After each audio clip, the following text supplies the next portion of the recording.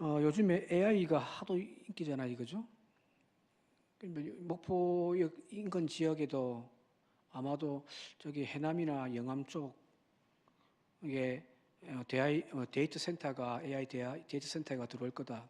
그 규모가 몇 조 정도 규모라고 하니까 엄청난 거죠.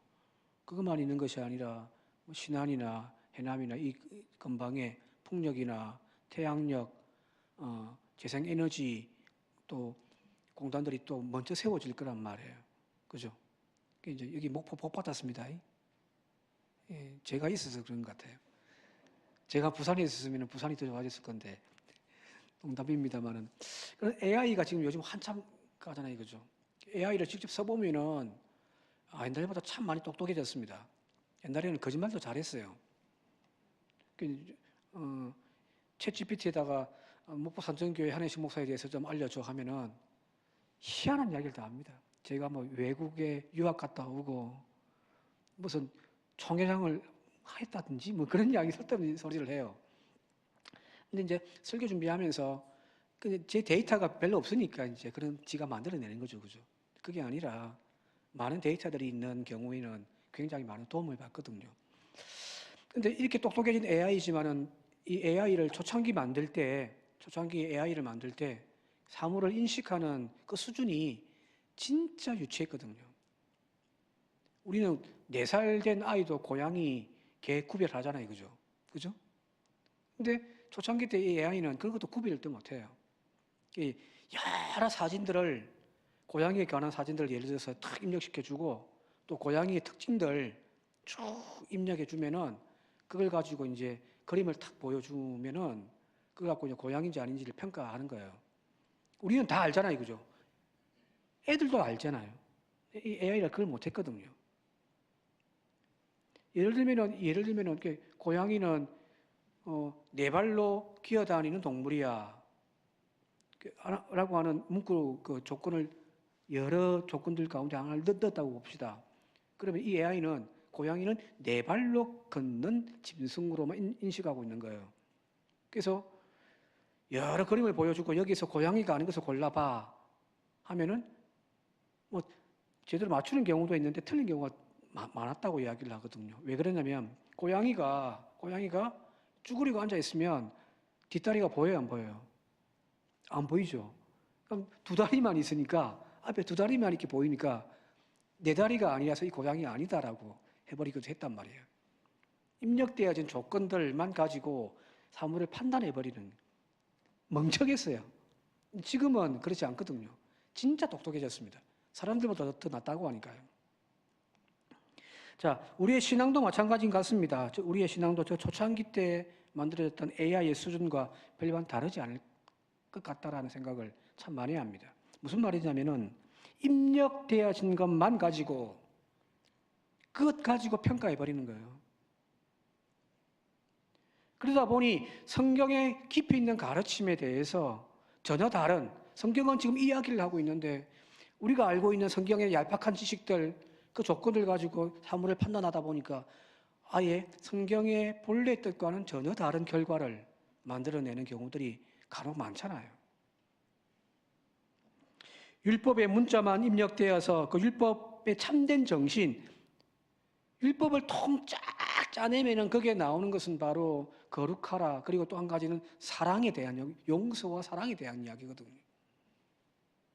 그런데 그 사랑에 대한 개념은 사라져버린 채 그냥 율법의 잣대만 가지고 모든 것을 판단해 버린단 말이에요. 그게 율법주의죠. 예수님과 늘 마찰을 빚었던 율법학자들, 바리새인들이 바로 이런 경우가 아닌가 싶습니다. 초창기 때 AI처럼 입력되어진 것만 가지고 판단을 해버리니까 거기에서 벗어나는 모든 것들에 대해서는 부정해버리는 꼴이 되어져 버린 겁니다. 분명 그들의 종교적 열정, 하나님의 말씀에 대한 철저한 실천, 그런 것들은 강했어요. 그러나 실상 그 말씀을 따라 사는 그들의 삶이라고 하지만 실제로는 말씀을 통째로 버린 것과 똑같은 거죠. 오늘 읽은 성경 본문에 향유를 깨뜨리는 이 이야기, 오늘 본문의 이야기가 바로 그런 내용을 담고 있더라는 겁니다. 하루는 시몬이라고 하는 바리새인의 집에 초청받아서 예수님이 가서 제자들과 함께 식사를 합니다. 바리새인의 집이에요. 그런데 갑자기 한 여인이 조용히 들어와 가지고 예수님의 발에다가 향유를 붓고 눈물로 그 발을 적시면서 자기의 머리칼로 예수님의 발을 막 닦아주더라는 거예요. 우리가 잘 알고 있는 옥합을 깨트린 여인에 대한 이야기입니다. 근데 이 버전이 복음서에 다 들어가 있지만은 조금씩 달라요. 자, 다른 복음서에서는 이 이야기가 예수님께서 예루살렘에 올라가셔가지고 입성하셔서 마지막 일주일을 보내는 그때에 일어난 사건으로 나오거든요.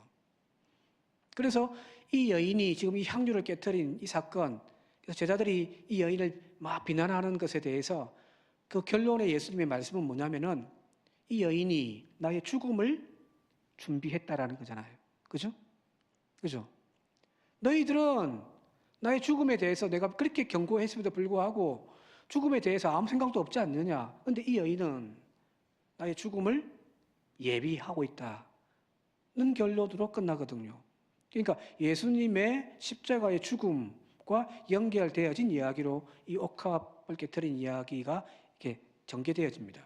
그런데 오늘 여기 누가복음을 보면은 이 향유를 깨트리는 이 여인의 이야기는 예수님의 죽음에 대한 이야기와 연결되어 있지 않습니다. 뭐와 연결되어 있냐면은 사랑과 용서예요. 사랑과 용서라고 하는 주제와 이 옥합을 깨트리는 이야기가 이게 뭉쳐져 있습니다. 자, 41절, 42절 같이 한번 읽어볼게요. 오늘 읽지 않았는데 같이 한번 읽어보겠습니다. 41절, 42절 시작. 이르시되 주 빚진 자가 둘이 있어 하나는 500데나리온을 졌고 하나는 50데나리온을 졌는데 갚을 것이 없으므로 둘 다 탕감하여 주었으니 둘 중에 누가 더 그를 더 사랑하겠느냐.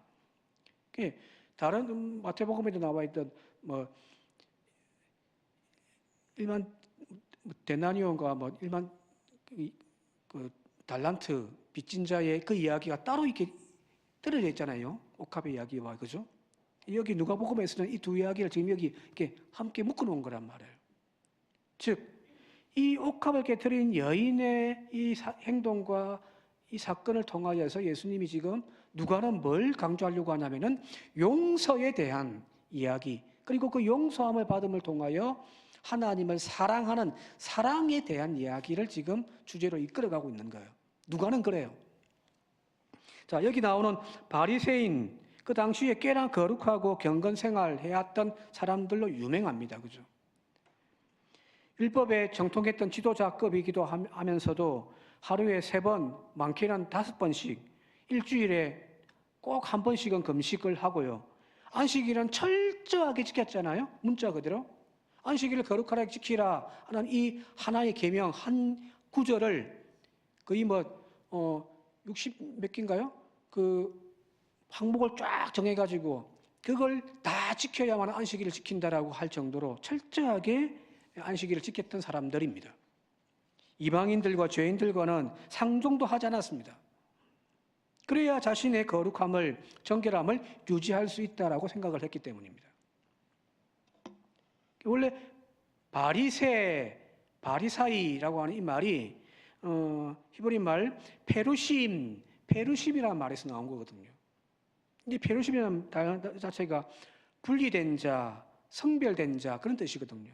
저 죄인들과는 나는 분리된 사람이야 라는 겁니다. 그래서 이 사람들은 철저하게 악한 것과 죄인들과는 항상 자기 자신을 분리하는 사람들입니다. 반면에 여기 등장하고 있는 여인은 무명입니다. 그런데 죄인이란 말이에요. 37절 같이 읽어볼게요. 37절 시작. 그 동네에 죄를 지은 한 여인이 있어 예수께서 바리새인의 집에 앉아 계심을 알고 향유 담은 옥합을 가지고 와서 이제 깨트리고 막 하는 거예요. 여기 보니까 그 동네에 죄를 지은 한 여자예요. 이름도 안 나와요. 자, 이 말은 그 동네에서 다 알려진 사람이라는 이야기예요. 누구나가 저 여자에 대해서 손가락질하는 그런 여자입니다. 그래서 뭐 학자들은 이 여인이 간음한 여인일 거다, 혹은 창녀일 거다. 유명한 그 동네의 창녀. 그렇게 이야기합니다만 구체적으로 오늘 성경 본문에서는 그의 죄가 뭔지는 나타나지 않았잖아요. 그죠? 몰라요. 자, 그러나 분명한 것은 동네 모든 사람들이 그를 바라보면서 죄인이라고 손가락질하는 여자입니다. 저 오늘 여기 아까 읽었던 데나니온의 비유로 따지고 본다고 한다면은 500데나니온의 빚진 자는 아마 이 연인을 지칭할 거예요. 그죠? 반면에 50데나니온의 빚진 자는 아마 여기 바리새인을 지칭할 겁니다.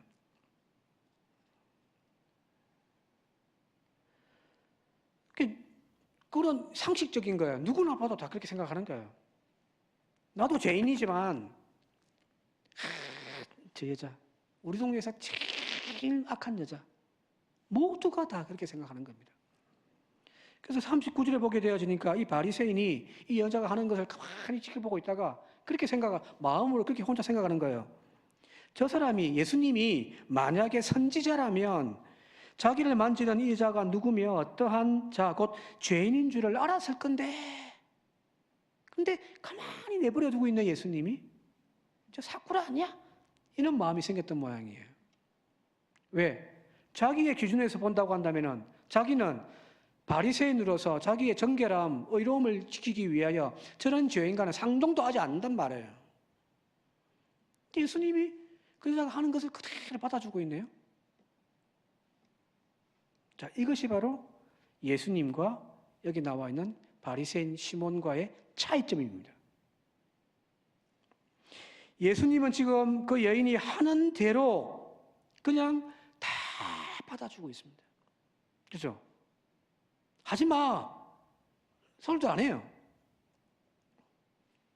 반면에 시몬과 그 동네의 모든 사람들은 이 여인에 대해서 죄인이라고 정죄를 하면서 받아주지 않습니다. 이 여인이 왜 조용히 들어왔을까요? 다른 향유 붓는 이야기를 보면 예수님의 머리에다가 향유를 붓는 걸로 나오는데 이 여인은 왜 예수님의 발바닥만 향유를 붓고 거기에 눈물로 자기 머리칼로 닦을까요? 고개조차 들지 못하는 거예요. 무슨 말인지 아시겠죠? 예수님의 발을 사랑해서가 아니에요. 고개조차 못 드는 거예요. 그래서 발만 보고 있는 거예요. 이 여인이 지금 눈물로 예수님의 발을 적셔서 닦고 있는 것은 이 여인이 터뜨리는 그 눈물이란 어찌 보면은 지금까지 살아오면서 바리새인뿐만 아니라 그 동네 모든 사람들이 자기와는 상종조차 하지 않았습니다. 말도 건네지 않았어요. 따뜻한 말 한마디 던져주는 이가 한 명도 없었습니다. 다가가면 멀리 떠나버려요. 그런데 예수님은요? 예수님은 다 받아주잖아요. 그죠? 거기에서 터져 나오는 눈물 이해되십니까? 우리가 교회 나와서 기도할 때에 저는 눈물을 잘 흘리지 않거든요. 눈물이 진짜 없더라고요. 오목사 장례 보내치면서도 눈물이 왜 나는 안 나지? 하는 생각이 들 정도로 좀 메말아 있는 감성입니다. 근데 저도 울어요. 언제? 교회 와서 혼자 기도할 때.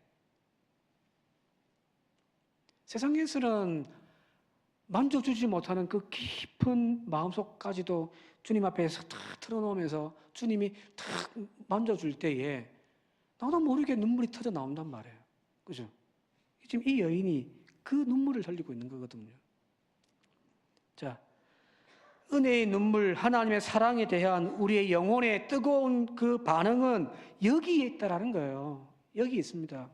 성경의 지식에 대한 풍성한 지식을 가지고 있다고 해서 우리의 영혼에서 울음이 터틀이 나오지 않습니다. 성경을 1독, 2독, 100독 한다고 내 영혼에서 눈물이 터틀이 나오지 않습니다. 오랜 세월 신앙의 연륜을 가졌다고 해서 나에게 맡겨진 사명의 자리를 잘 감당한다고 해서 여러분들 은혜의 눈물이 터져 나옵니까? 잘 안 터져 나와요. 그러나 나의 참 깊숙한 그 영혼의 어두움, 그 어두움을 주님이 탁 밝혀 들어오시면서 탁 만져주실 때 우리의 영혼에 눈물이 터져 나오는 거거든요. 지난 주일날도 말씀드렸듯이 첫사랑을, 처음 사랑을 회복하라. 어쩌면 그거 아닐까요? 그냥 교회 나와가지고 겉으로만 주님 만나고 가는 거잖아요. 주님 왔다 갑니다. 설교 들으면서 머리로만 주님 만나는 거예요. 그러니 저 영혼에서부터 나의 은혜의 감격에 눈물이 터트려 나오지가 않는 거거든요. 주님이 딱 만져주는 순간 내 속에 참 깊은 곳에 있던 것까지 다 터져 나오는 그 눈물을 경험하는 저와 여러분들 되시길 바랍니다. 그래서 예수님께서 47절에 이렇게 말씀하십니다. 다시 한번 같이 읽어보도록 할게요. 47절입니다. 시작. 이러므로 내가 네게 말하노니 그의 많은 죄가 사여졌도다. 이는 그의 사랑함이 많음이라. 사함을 받은 일이 적은 자는 적게 사랑하느니라.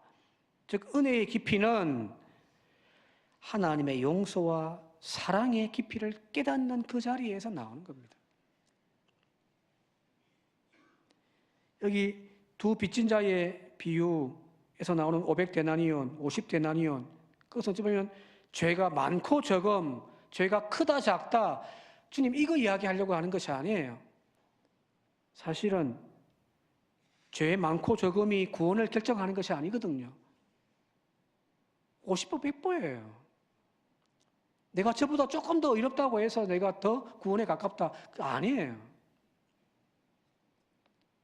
오직 하나가 있다고 한다면 그것은 바로 죄의 인식, 죄의 통증, 그 아픔을 가진느냐 못 가진느냐가 구원을 결정하는 겁니다.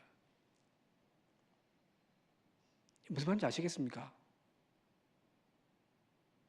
구원을 결정하는 것은 누가 더 죄가 많냐 적었냐를 가지고 구원을 결정하는 것이 아니라 그 죄에 대한 아픔을 느낄 수 있는 사람.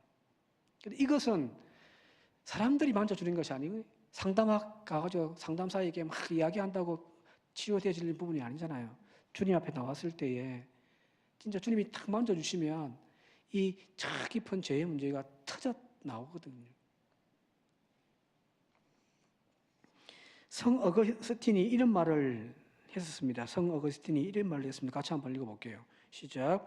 구원받지 못할 사람은 의를 행하면서도 교만하여 하나님으로부터 멀어지고 구원을 받을 사람은 죄를 지으면서도 오히려 하나님께 감사한다. 무슨 말인지 아시겠죠? 구원 못 받을 사람들, 그 사람들은 의를 행하면서도 자기 스스로가 의롭다고 여김을 통하여 하나님과 멀어져서 구원 못 받는다는 거예요. 그가 깨끗해요. 다른 사람들보다 나아요. 그럼에도 불구하고 자기가 교만하여 자기의 죄를 깨닫지 못하기 때문에 하나님과 멀어져 구원 못 받지만 구원받은 사람들은 비록 내가 지금 죄 가운데 살고 죄를 지었지만 오히려 그 속에서 하나님의 용서와 사랑을 경험하고 깨닫기에 구원에 감사하고 나아갈 수 있더라는 거거든요. 이 누가복음의 이 이야기가 여러분들 그냥 여기서 끝나는 것이 아니라 사실은 누가복음 곳곳에 있습니다. 가장 대표적인 이야기가 뭘까요? 예? 방금 했던 이 이야기를 가지고 여러분들 한번 설교를 작성한다 생각하시고 이 비싼 주제를 다루고 있는 이야기가 뭐죠? 누가복음에 있는 거. 탕자의 비유잖아요. 둘째 놈은 아버지 재산 미리 받아가가지고 다 당진의 아버지가 거지꼴로 돌아왔는데, 그래서 아버지가 그를 품 안아주고 용서해주는 그 감격에 이제 다시금 아들의 지위를 회복했는데, 그의 큰 아들, 이 이야기는 여기서 끝나는 것이 아니잖아요. 그의 큰 아들이 밭에 가서 일하고 왔는데 잔치가 벌어진 거 보고 집에도 안 들어가잖아요. 그리고 씩씩거리면서 아버지한테 저 나쁜 놈의 새끼는 나가서 다 탕진하고 돌아온 못된 죄인인데 아버지가 그를 위하여 이렇게 잔치를 베풀어 주시면서 나에게는 친구들에게 양이라도 한 마리 잡아줬습니까? 하더란 말이에요. 무슨 이야기인가요? 누가복음에서 지금 이야기하고 싶은 이야기는 바로 의로운 죄인이 있는 반면에 자신의 죄를 깨닫고 다시 하나님의 구원의 은총 가운데서 아들답게 살아가고자 하는 죄인인 의인이 있더라는 이야기입니다. 그래서 사도 바울은 로마서 5장 20절에 그렇게 이야기합니다. 죄가 많은 곳에 은혜가 더욱 넘친다. 그죠? 죄가 많기 때문에 은혜가 넘치는 것이 아니에요. 그 죄에 대하여서 주님이 만져주심을 통하여 주님과 만남을 통하여서 그 죄를 깨닫고 아파하고 고통스러워하는, 그래서 하나님으로부터 용서함 받는 그 은혜를 경험한 사람에 대한 이야기입니다. 우리는 보통 흔히 누가 하나님의 사랑을 많이 받고 삽니까? 라고 물어본다고 한다면 대부분 많은 축복받은 사람, 많은 능력받은 사람이라고 우리는 생각을 할 거예요. 날마다 형통한 일들이 많은 사람, 감사할 조건들이 많은 사람, 그 사람들을 바라보면서 하나님이 특별히 그를 사랑하신다라고 우리는 생각하기 십상입니다. 틀린 말은 아니죠. 그런데 구원의 문제만큼은 이 응가응보가 적용되지 않거든요. 착하기 때문에 복 받는다. 그건 맞아요. 구약 성경 그걸 이야기하고 있으니까. 근데 우리가 구원의 문제만큼은 착하게 살고 의롭게 살기 때문에, 그것 때문에 구원받는 게 아니에요. 우리가 잘나서, 우리가 남들보다 나아서 하나님의 자녀가 되는 것 아닙니다. 전적인 하나님의 용서와 사랑 때문입니다. 그게 신약이에요. 그게 십자가의 은혜이기도 하고요. 그걸 깨닫느냐, 깨닫지 못하느냐의 차이점입니다. 예수를 영접한다란 말은 바로 이 부분이죠. 그래서 모든 것이 은혜입니다 라고 이야기할 수 있는 사람. 그래서 내가 저 사람보다 낫다라고 하는 말, 저 사람은 나보다 악해서 저 사람은 안 돼라고 하는 말, 기독교 신앙에서는 없는 말입니다. 다시 말씀드릴게요. 적어도 성경 안에서 나는 저보다 나아, 저 인간은 진짜 못돼서, 나도 못됐지만 더 못돼서 라고 하는 말은 기독교 신앙에는 없습니다. 구원에는 차별이 없기 때문입니다. 하나님의 은혜는 죄가 깊은 곳에 더 깊어지는 법이거든요. 로마서에 지난 주일도 설교했습니다마는 바로 곧 예수 그리스도를 믿음으로 말미암아 모든 믿는 자에게 미치는 하나님의 의인이 차별이 없습니다. 큰 죄인, 작은 죄인 없습니다. 똑같은 죄인일 뿐이에요. 유대인이나 헬라인이나 차별이 없습니다. 한 분이신 주께서 모든 사람의 주가 되사 그를 부르는 모든 사람에게 부요하시도다. 여러분들, 우리끼리 서로 비교하지 맙시다.